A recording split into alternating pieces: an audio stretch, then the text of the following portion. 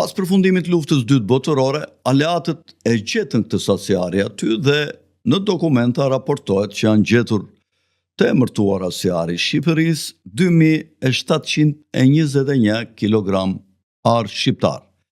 Dhe Komisioni Trepalësh Britanish SBA Francë, që ishte komisioni për rikthimin e arit monetar pas luftës së dytë botërore, dëgjojeni mirë to që po ju them, përcaktoi se Shqipërisë i takonin vetëm 1121 kg arë nga 2721, pasi u mendua se Shqipëria kishte marrë nga Britania ndihma ekonomike dhe ushtarake në vlerën e një sasi ari prej afro 1600 kg arë.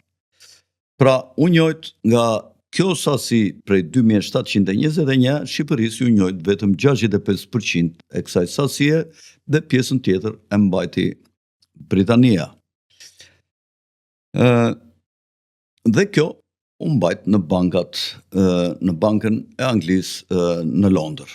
Gjykata ndërkombëtare e drejtësisë në Hagë, që gjykoi çështjen në fjalë deri në maj të vitit 49, kur u dha vendimi me 22 maj, më 9 prill 49, filloi me 22 maj 47, gjyqi dhe u dha vendimi më 9 prill 49.